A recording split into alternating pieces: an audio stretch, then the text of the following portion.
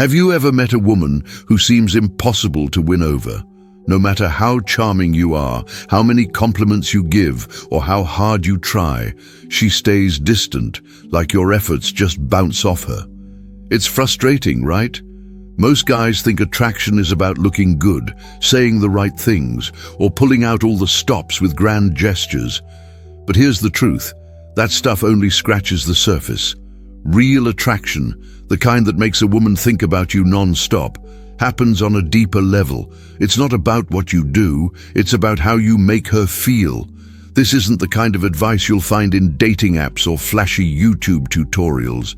Those focus on quick fixes or cheesy pickup lines.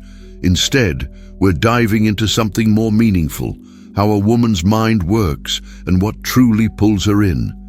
Picture attraction like a campfire. It's not the biggest flames that keep people warm, it's the steady glow that draws them closer. That's what we're aiming for here.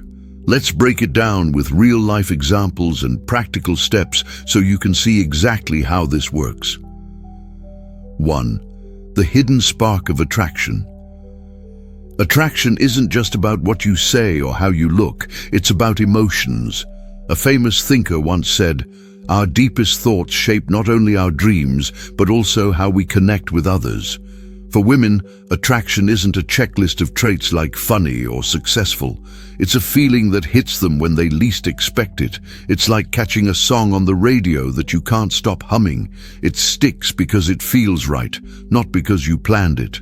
Let's paint a picture. I know a guy, let's call him Jake, who worked in a busy office. He had his eye on a co-worker, Sarah. Jake tried everything to get her attention. He'd wear his best shirts, swing by her desk with coffee, and send her memes he thought she'd like. But Sarah was always polite yet distant, replying with one-word answers or a quick smile. Jake felt like he was hitting a wall. Then something changed. His boss gave him a huge project, and Jake threw himself into it. He wasn't ignoring Sarah on purpose. He was just focused. He stopped texting her as much, stopped lingering by her desk. Guess what? Sarah started noticing. She'd ask him how his project was going, tease him about being Mr. Busy, and even suggested grabbing lunch. Why? Because Jake wasn't chasing her anymore, and that shift sparked her curiosity.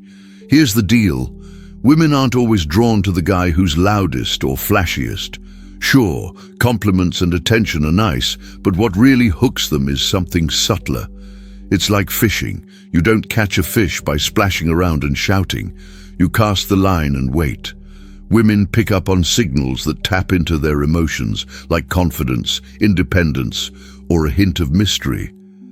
These things make them feel like there's more to discover about you, like a book they can't put down. Think about it like this. Women want to feel a connection, not just hear nice words. When you're too focused on impressing her, it can come off as trying too hard, like a salesman pushing a product. But when you're comfortable being yourself, doing your thing, living your life, she senses that authenticity. That's what lights the spark. It's not about playing games or being someone you're not. It's about giving her a reason to wonder, who is this guy? And why do I want to know more? So how do you create this spark? Start by focusing on yourself. Not in a selfish way, but in a way that says, I've got my own world and it's pretty great. Maybe you're into photography, fixing cars, or reading sci-fi novels. Whatever it is, dive into it. Let her see you're passionate about something other than her.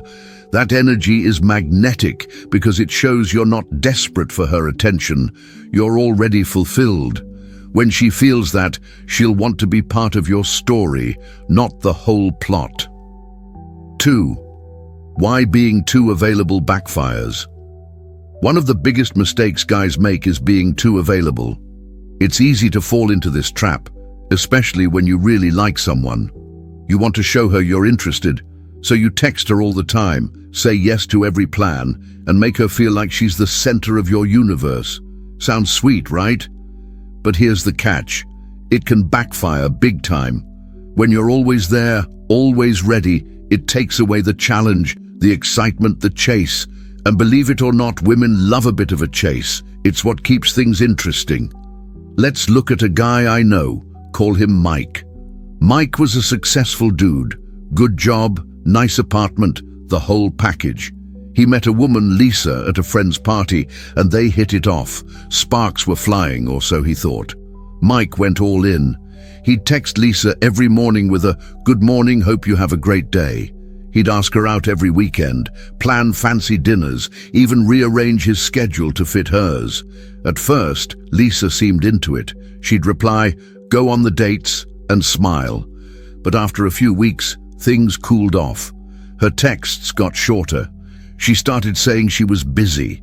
Mike was confused. He thought he was doing everything right. What went wrong? Mike made it too easy.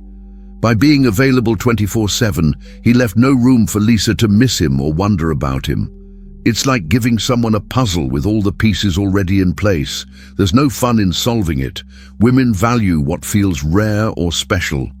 If you're always texting back in 2 seconds, always free for a date, always saying yes, it can feel like there's no mystery left. You're an open book, and not in a good way. Here's another way to think about it. Imagine you're at a buffet. If every dish is piled high and easy to grab, you don't appreciate it as much. But if there's one dish that's almost gone, you're suddenly dying to try it. That's how attraction works. When you're too available, it's like you're the buffet table. Plenty to go around, no urgency. But when you've got your own life, your own plans, it's like you're that rare dish. She'll want a taste because you're not just sitting there waiting. Psychologists back this up. In studies, people tend to rate things higher when there's less information or access. For example, researchers showed women photos of men. Some had full bios, job, hobbies, backstory. Others had just a name. The mystery men scored higher because women's brains filled in the gaps with intrigue. The same applies to you.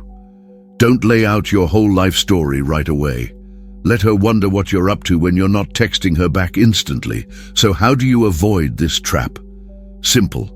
Have a life outside of her. That doesn't mean ignoring her or playing hard to get. It means valuing your own time. If you're always dropping plans to hang out with her, pause and ask yourself why. Are you afraid she'll lose interest if you're not there? Trust me, the opposite is true. When Mike started focusing on his own stuff, like joining a soccer league and saying no to last-minute plans sometimes, Lisa noticed. She'd text him, "Hey, where have you been?" That's when he realized giving her space to miss him was the key. Try this. Next time she texts, don't reply right away unless it's urgent. Wait a bit, not to manipulate, but because you're busy living your life. If she asks you out and you've got plans, say, "Sounds fun, but I'm booked that day. How about next week?" It shows you're interested but not desperate. That balance is what keeps her hooked. 3. The power of being your own person. Here's a game changer. Women go absolutely wild for guys who have their own lives. I'm not talking about being distant or acting like you don't care. I mean having passions, goals, and a sense of who you are that doesn't depend on her approval. When you're excited about your own world, whether it's your job, your hobbies, or just hanging with friends, it's like you're a lighthouse. She can't help but be drawn to that glow. Let's talk about a guy I know. Call him Tom. Tom used to be the ultimate nice guy. When he liked a woman, he'd bend over backward to make her happy.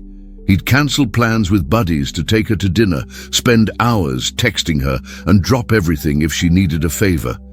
He thought this was the way to her heart, but it never worked. Women would like him at first, but soon they'd drift away, saying things like, "You're great, but I don't feel a spark." Tom was crushed. He didn't get it. How could being so attentive push them away? Then Tom stumbled into something new. He'd always wanted to learn woodworking, so he signed up for a class. At first, it was just a way to kill time, but he fell in love with it. He'd spend weekends carving shelves or building tables, losing track of time. He wasn't trying to impress anyone. He was just happy. And that's when things shifted. He met a woman, Emily, at a coffee shop. Instead of his usual routine of texting her non-stop, he'd mention his latest project casually, like, "I'm stoked. I just finished a chair that doesn't wobble." Emily started asking questions, wanting to see his work. She told him later, "I loved how passionate you were. It made me want to know you better." That's the magic of being your own person. When you've got something you love, whether it's music, hiking, coding, or cooking, it gives you a spark that's impossible to fake. Women pick up on that. It's not about bragging or showing off. It's about being so into your own life that she wants to join the adventure. Think of it like a party. If you're having a blast, people want to come hang out. But if you're standing by the door, begging them to stay, they'll head for the exit. This isn't just a feel-good idea. It's backed by how our brains work. When you're engaged in something meaningful, you produce dopamine, the happy chemical. That energy radiates and others feel it. Women aren't looking for a guy who's glued to their side. They want someone who's already got a full life and invites them in. It's like the difference between a clingy puppy and a confident dog that knows its way around. The puppy's cute, but the confident dog steals the show. How do you tap into this? Start small. Pick one thing you've always wanted to try, maybe painting, running, or even learning a new language. Dive in, not to impress her, but because it lights you up. Let her see that side of you naturally. For example, if you're chatting and she asks what you're up to, don't just say, "Not much." Try, "I'm messing around with this guitar riff. It's trickier than I thought." It's a tiny glimpse into your world, and it's way more inviting than a blank slate. The best part? This isn't just about attracting women, it makes you feel better. When Tom started woodworking, he wasn't just happier around Emily, he was happier, period. That confidence became his secret weapon. Women didn't just like him, they were drawn to him like moths to a flame, and that's what being your own person does. It turns you into someone she can't ignore. 4. Why neediness pushes her away. Neediness is like a black hole for attraction. It sucks the life out of any connection. We've all been there. You meet someone amazing, and you want to make sure she knows you're into her. So you text her every day, check if she's free, maybe even stalk her social media a little. Don't lie, we've all done it. You think you're showing interest, but to her, it can feel like you're clinging on for dear life. And that's the fastest way to send her running. Let's look at a guy I know. Call him Alex. Alex met a woman, Rachel, through a dating app. Their first date was awesome. They laughed, talked for hours, and planned to meet again. Alex was pumped. He started texting Rachel every morning with a, "Hey, how's your day going?" He'd ask what she was doing, suggest plans, and like every post she made online. He wasn't trying to be creepy. He just wanted her to know he cared. But after a week, Rachel's replies slowed down. She'd take hours to respond, then days. Eventually, she sent a polite text. "You're really nice, but I need some space." Alex was gutted. What happened? Here's the problem. Alex's constant attention made Rachel feel smothered. It wasn't that she didn't like him. She just didn't have room to breathe. Neediness sends a signal that you're not confident in yourself. It's like saying, "I need you to like me so I can feel good." Women pick up on that vibe, and it's a turn-off. They want a guy who knows his worth, not someone who's begging for validation. Think of it like a dance. If you're holding on too tight, your partner can't move freely. She feels trapped. But if you give her space to twirl, the dance flows naturally. Neediness is holding on too tight. It's texting her 3 times before she replies, asking if she's mad when she's quiet, or dropping your plans to be with her. It's not about caring less. It's about trusting that you're enough without her constant reassurance. Why does this happen? Our brains are wired to value what's scarce. If you're always available, it's like you're a dime a dozen. Not special. But when you've got your own life, it's like you're a limited edition. She'll appreciate your attention more because it's not guaranteed. In psychology, this is called the scarcity principle. We want what's hard to get. When Alex kept texting Rachel, he was everywhere. She didn't have to work for his attention. But when he backed off after some tough love from a friend, Rachel started reaching out, curious about why he wasn't blowing up her phone anymore. How do you avoid neediness? First, catch yourself. If you're tempted to text her again because she hasn't replied, stop. Ask, am I texting because I want to connect or because I'm scared she's losing interest? Then do something else. Hit the gym, call a friend, work on a project, give her space to miss you. For example, if she texts and you're free, don't always say, I'm around, let's meet. Try, sounds great, but I'm tied up today. How's tomorrow? It shows you're interested but not sitting by the phone. The goal isn't to play games, it's to show you've got a life worth sharing. When Alex started focusing on his own stuff, like training for a 5K, Rachel noticed. She'd text, how's your running going? That space let her come to him, and it rebuilt the spark. Neediness pushes her away, but confidence pulls her in like a magnet. 5. The magic of mystery. Mystery is your secret weapon. No, I don't mean hiding who you are or acting like a brooding movie villain. Mystery is about not spilling your whole life story the second you meet her. It's leaving a little room for her imagination to wander. When you give her just enough to pique her interest, her brain starts filling in the blanks, and that's when she can't stop thinking about you. Picture a guy I know, call him Ryan. Ryan was a hiker who loved weekend trips to the mountains. He met a woman, Claire, at a friend's barbecue. Instead of telling her his whole deal, job, hobbies, favorite trails, he kept it light. When she asked what he did for fun, he said, I like getting out in nature. Last weekend I found this crazy waterfall. That was it. No long story, no bragging. Claire's eyes lit up and she asked, where was that? Ryan smiled and said, maybe I'll show you sometime. Over the next few days, Claire texted him, curious about his adventures. By not laying it all out, he gave her something to chase. Think of mystery like a good book.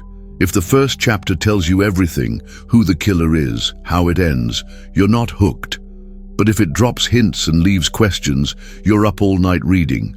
Attraction works the same way. If a woman knows your schedule, your thoughts, your every move, there's no story left to tell. But if you share just enough to spark her interest, she'll want to turn the page. This isn't about being sneaky. It's about pacing yourself. Oversharing kills curiosity.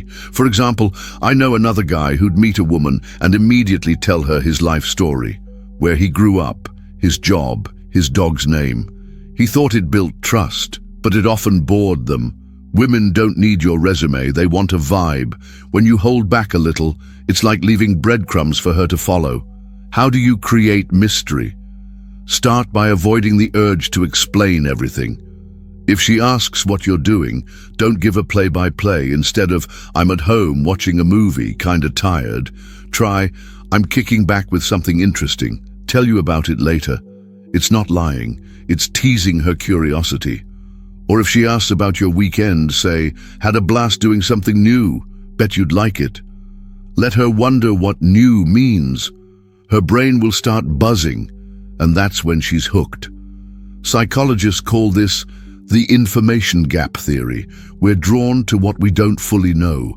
It's why spoilers ruin movies and why telling her everything up front ruins attraction. When Ryan kept his hiking stories short, Claire's mind went to work, imagining what he was like out in the wild. That's what made her text him, wanting more.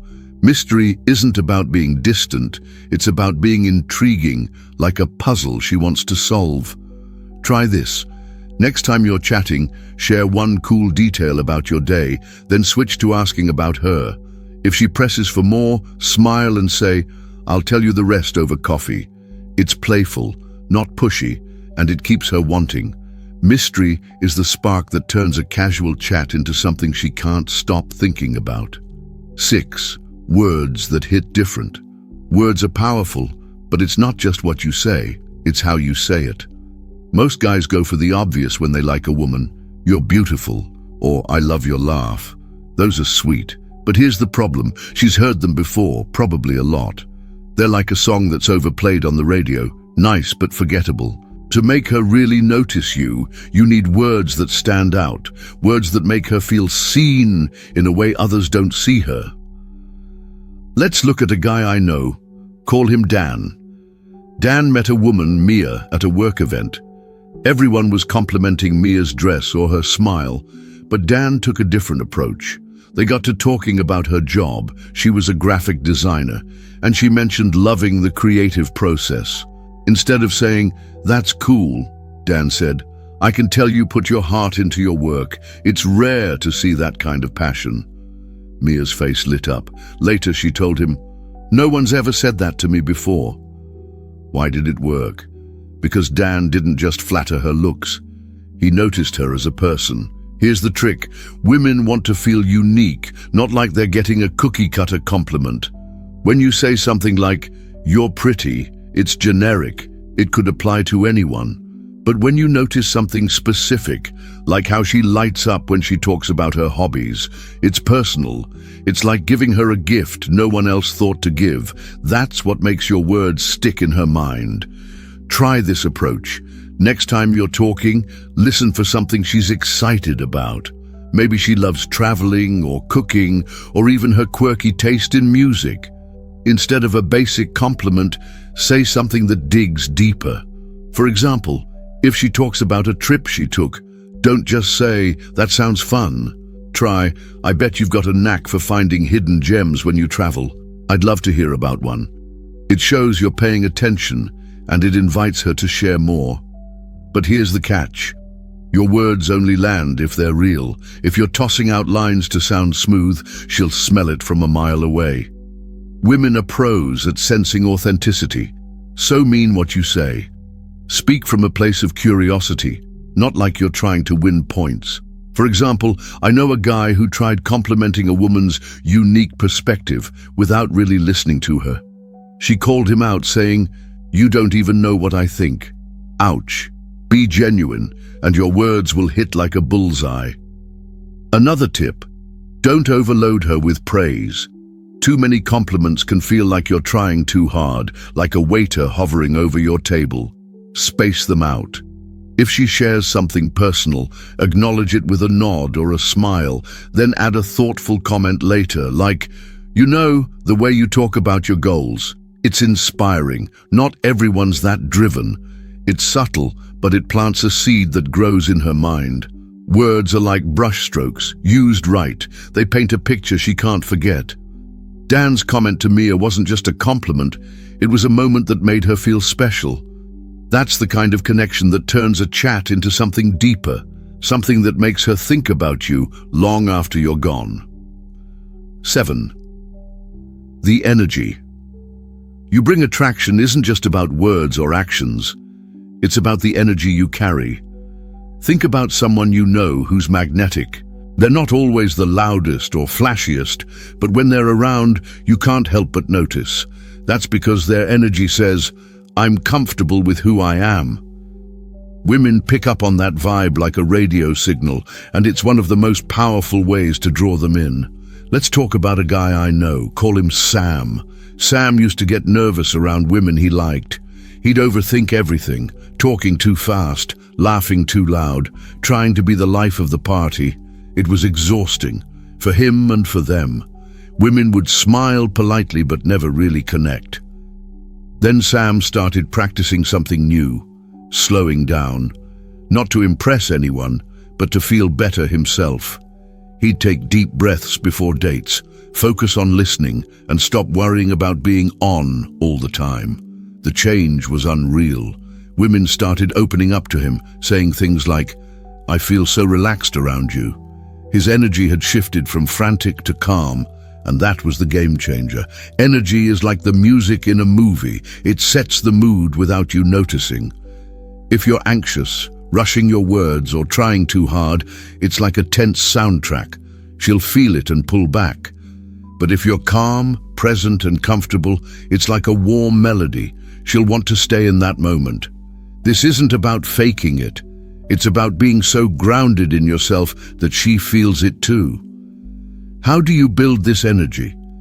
Start with how you talk. Speak slower, with pauses. It sounds basic, but it's huge. Fast talk screams, "I'm nervous." Slow talk says, "I've got this." For example, if she's telling you about her day, don't jump in with a quick reply. Nod, smile, and say, "That's wild, tell me more." The pause shows you're listening, not just waiting for your turn. It's like giving her space to shine, and she'll associate that good feeling with you. Another trick, focus on the moment, not the outcome. I know a guy who used to obsess over whether a date would lead to a second one. He'd fidget, check his phone, and ramble to fill silence. Then he tried something different. He decided to just enjoy the conversation, no matter what happened next. He'd ask questions, laugh, and let things flow. Women started saying, "I had so much fun with you." Why? Because he wasn't chasing a goal.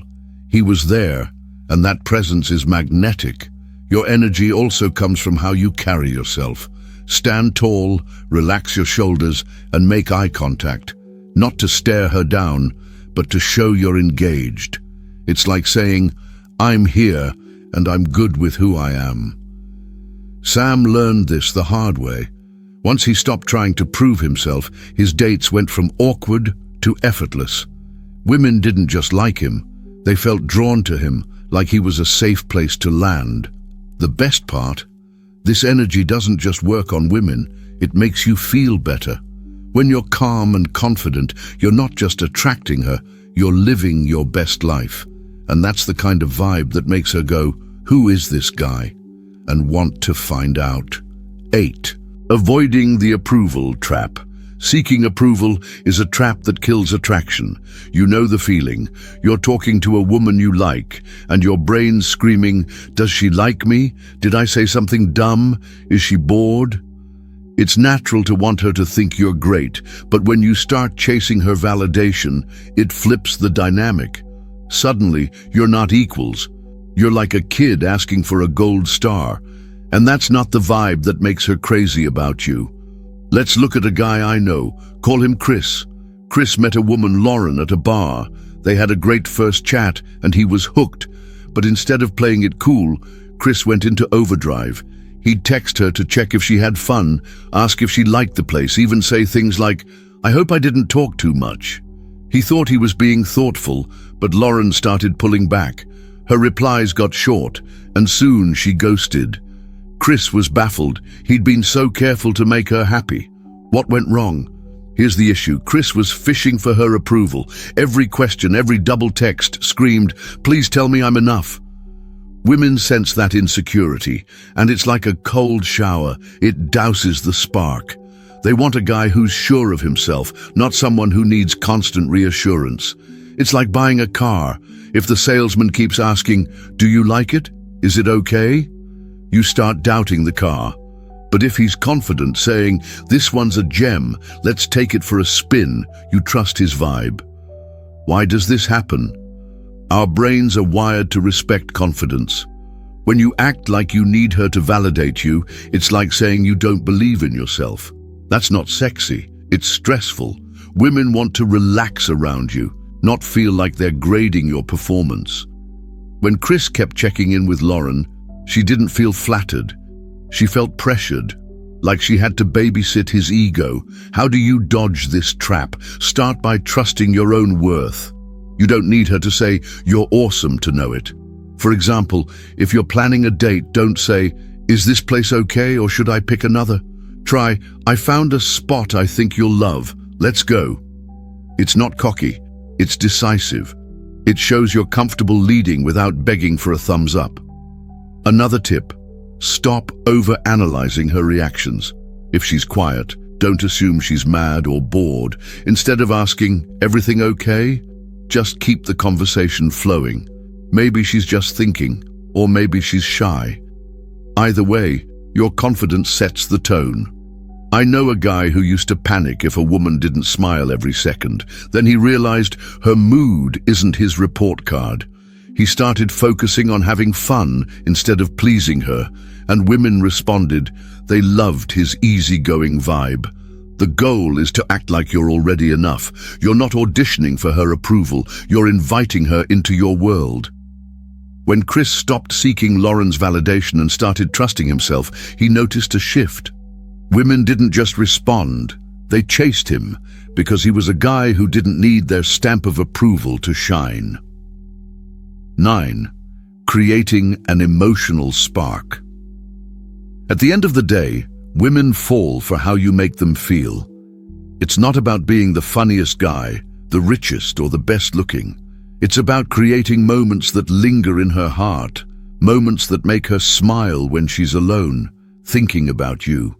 That's the spark that turns a casual connection into something she can't shake. Let's talk about a guy I know. Call him Mark.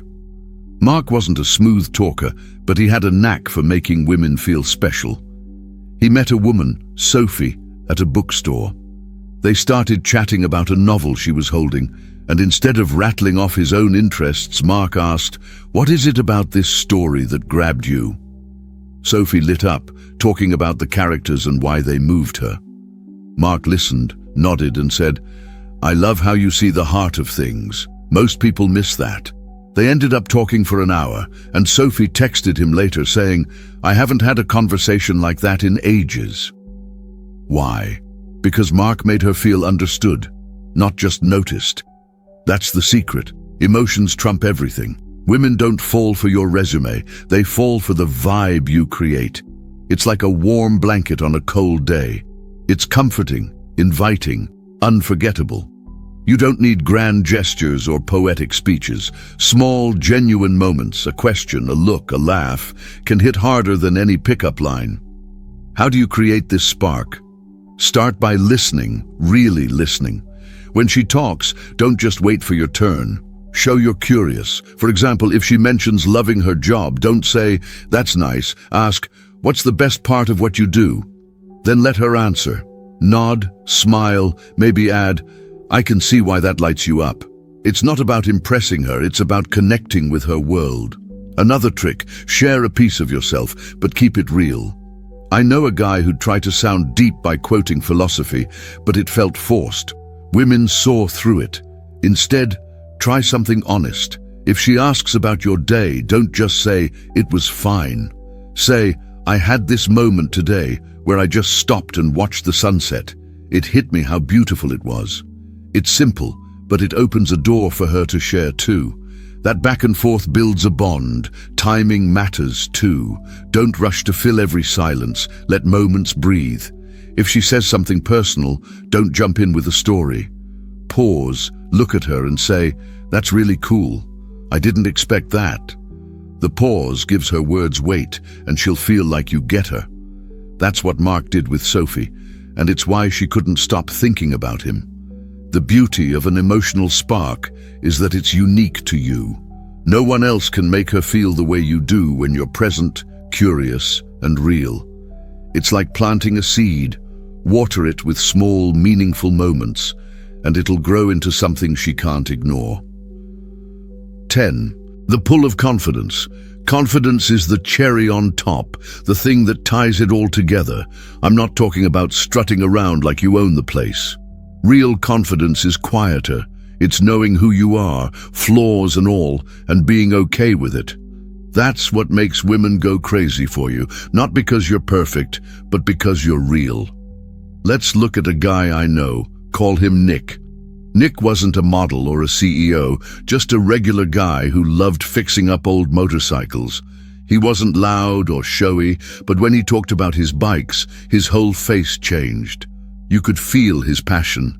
He met a woman, Jenna, at a garage sale.